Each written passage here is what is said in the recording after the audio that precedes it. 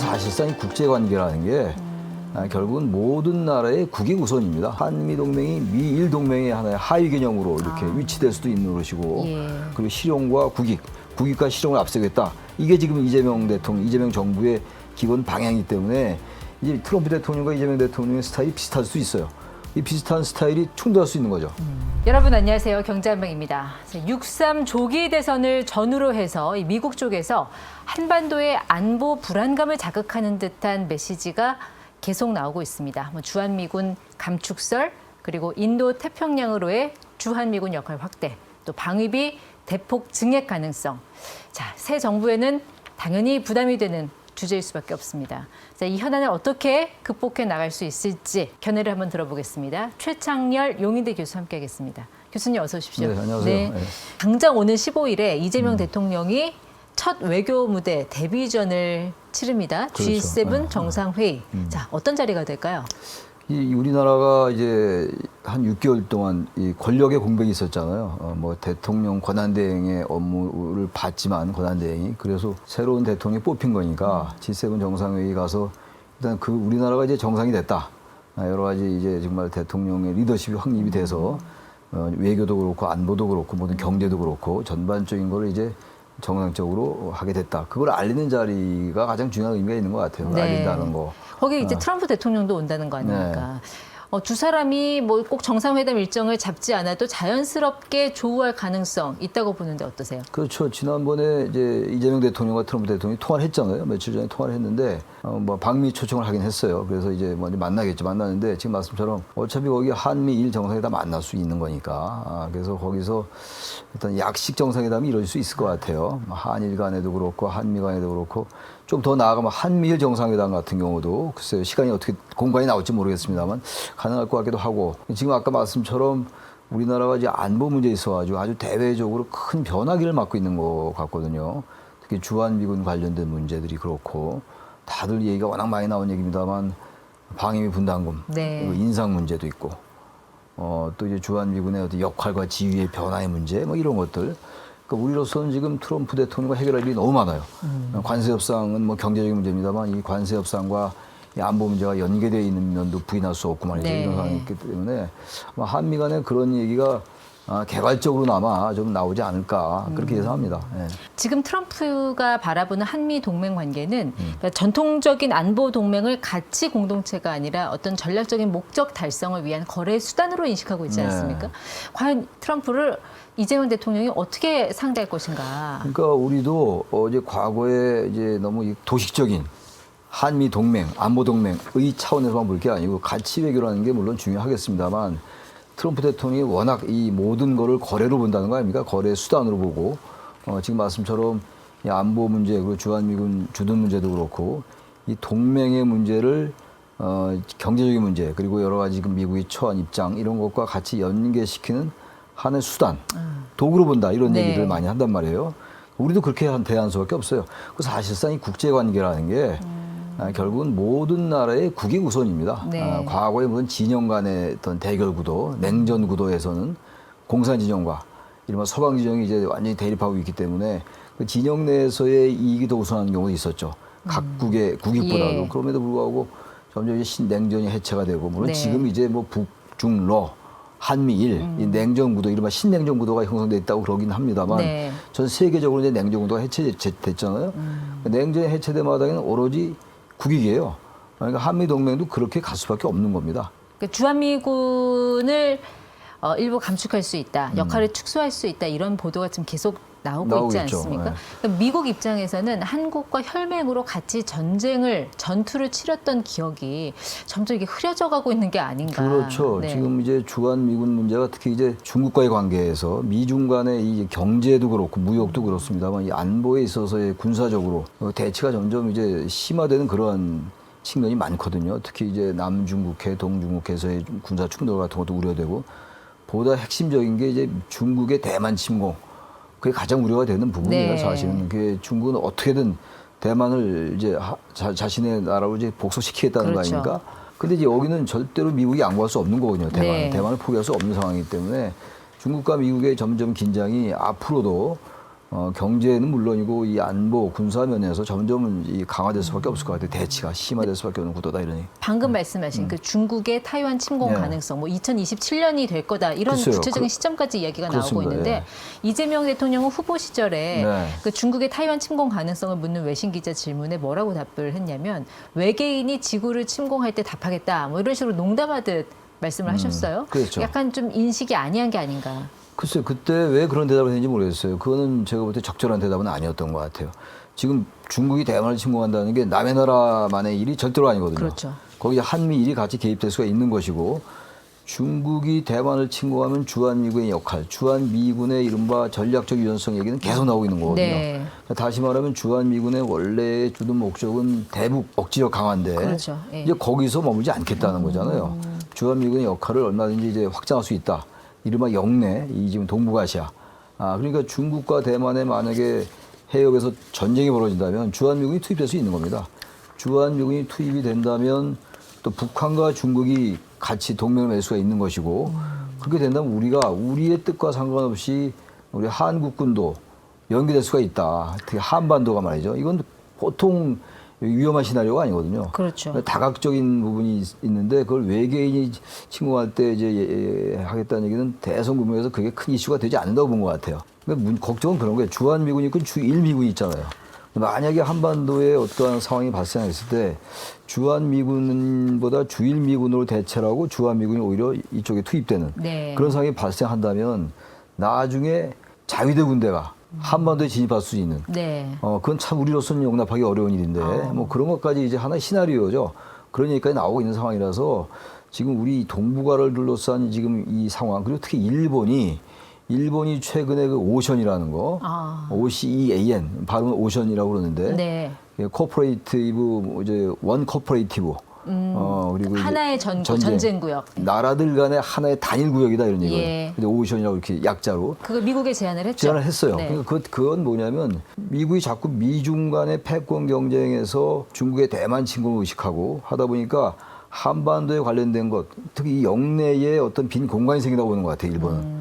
그러니까 이 전쟁을 할 수 있는 나라, 이른바 보통 국가를 넘는 네. 일본이 계속 추구하는 게 그거잖아요, 지금. 그렇죠. 그래서 이 동북아 지역에서의 적어도 군사 안보에 있어가지고 강대국의 지위를 획득하려 하는 것, 네. 그리고 안보에 있어서 주도권을 행사하려 하는 예. 것, 그런 전 그 의도가 뚜렷이 보인다고 생각해요. 그러니까 일본이 중국을 견제하는 미국의 의도를 간파를 하고 하는 거죠. 미리 알아서 먼저 이제 대처하는. 먼저 네. 선제적으로 자신들이 주도권을 행사하면서 그러나 미국이 볼 때 하나도 이게 싫은 게 아닌 거죠. 네, 그렇죠. 그게 예. 미일 동맹의 하나의 그 맥락에서 볼 수가 있는 거거든요. 특히 그렇게 되면 한미 동맹이 미일 동맹의 하나의 하위 개념으로 이렇게 위치될 수도 있는 것이고. 예.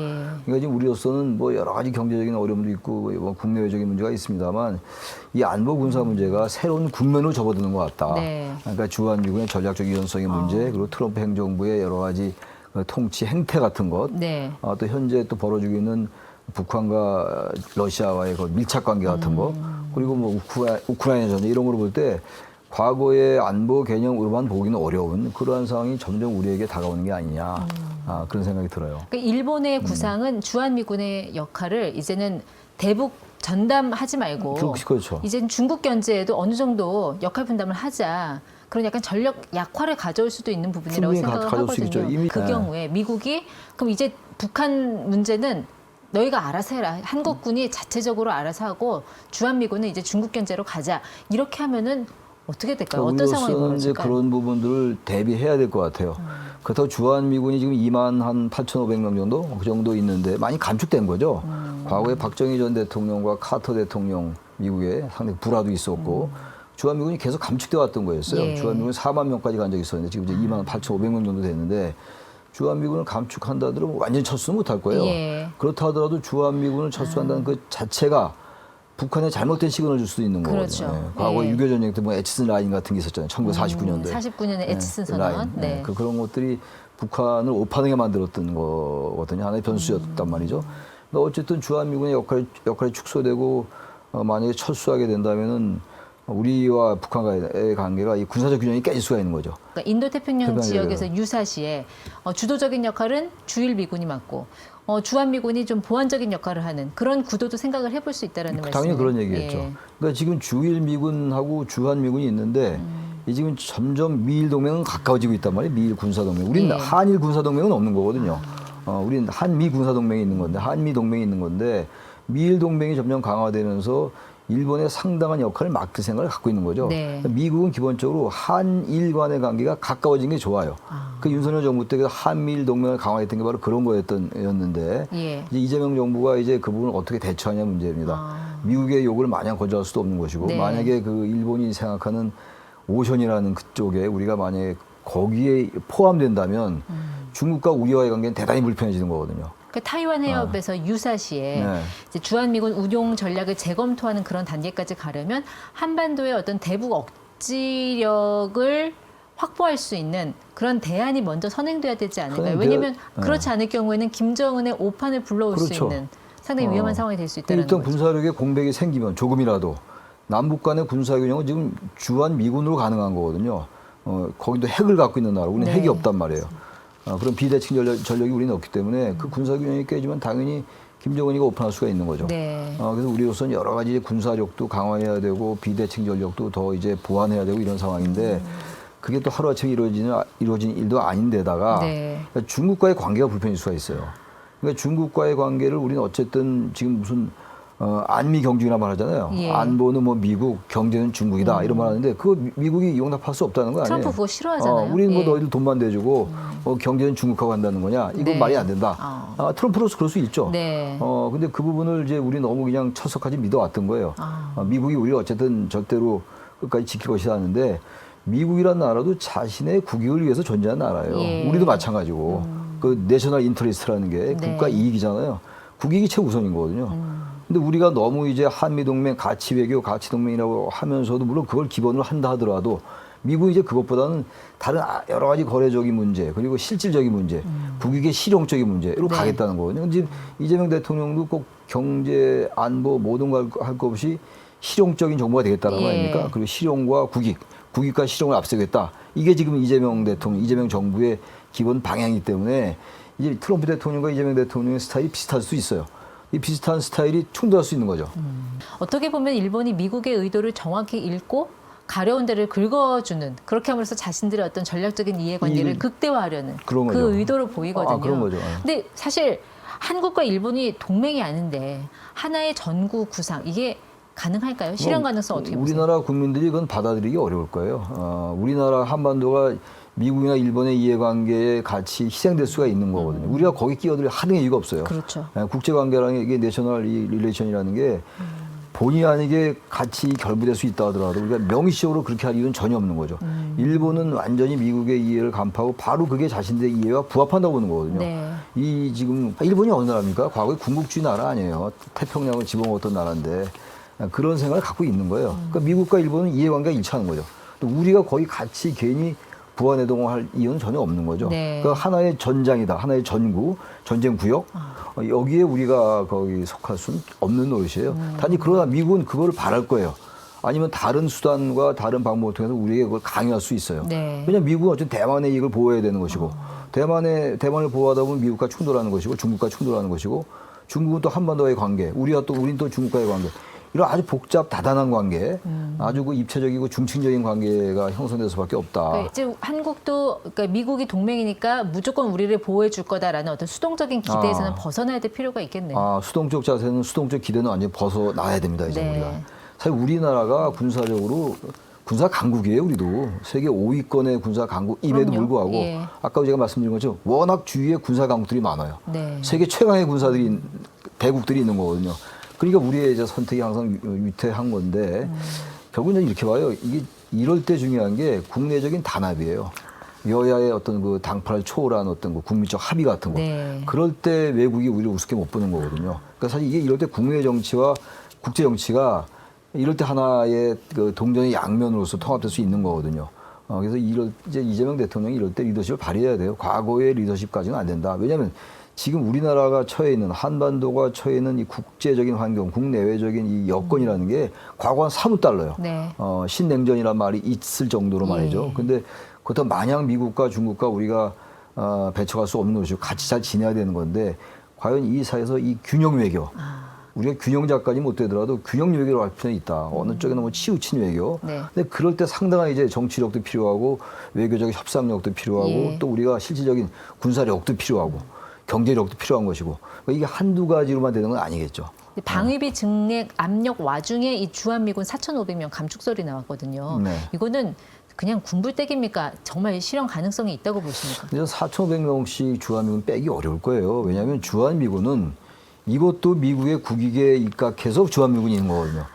주한미군이라는 게 대한민국의 안보를 물론 의식하겠습니다만 대한민국의 안보보다는 자신들의 안보 아니겠어요? 왜냐하면 예. 주한미군은 중국을 겨냥하는 중국을 이제 의식하는 그런 군대거든요. 처음에 출발이야 중국보다는 이제 북한이었겠습니다만 그러나 그 점점 중국과 미국의 대결 구도가 이제 강화되고 또 미국 중국의 군사력이 증강되고 있잖아요. 이런 상황이기 때문에 미국으로서는 주한미군 뺀다는 게 중국군에 대한 중국에 대한 하나의 방패 착 역할을 다 하는 거거든요. 네. 그래서 전 주한미군을 이렇게 빼긴 쉽지 않은데 트럼프 대통령은 이제 방위비 분담을 그렇죠. 이제 계속 유도하기 위해서 그런 압박을 하는 게 아닌가. 그러니까 이게 단순한 병력 감축 논의가 아니라 네. 여기에는 굉장히 구조적인 함의가 숨어 있다고 그렇죠. 보는데요. 그러니까 중국 견제를 위한 전력 재배치 그리고 방금 말씀하신 대로 방위비 분담금 협상의 지렛대로 활용할 가능성. 그럼요. 또 하나 나아가서 본다면 북미 협상의 지렛대로 활용할 그럴 수 가능성. 있겠죠.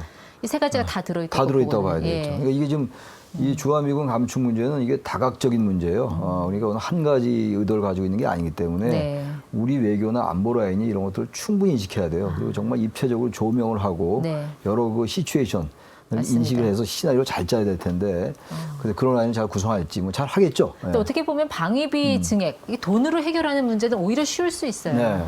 그런데 이런 어떤 구조적인 문제 차원까지 들어가면 해결이 더 어려워질 쉽지 수 않은 있다는 일. 얘기죠. 거기 이제 예. 한미동맹 껴 있죠. 그다음에 미일동맹 있죠. 미중 관계 있고 또 우리와도 중국과의 경제적인 관계 있고 또 한국과 북한과의 그렇죠. 군사적 관계. 예. 북한도 마찬가지 중국과의 관계가 있고 또 러시아까지 개입될 수 있고 정말로 이쪽 한반도 이 지역은 유럽 지역 못지않게 어떻게 보면 유럽보다 더 심할 정도로 새로운 상황이 전개될 것이다. 전개될 네. 가능성이 높다. 거기에 사실 중심에 우리 한반도가 있는 거거든요. 예. 지금. 네. 결국 핵심은 줄 거는 주되 받을 것은 받는 어떤 실용적인 전략주의 이렇게 그럴 봐야 필요가 있을 것 될까요? 같아요. 네. 네. 너무 한쪽으로만 치우치지 말고 과감하게 줄 땐 주고 네.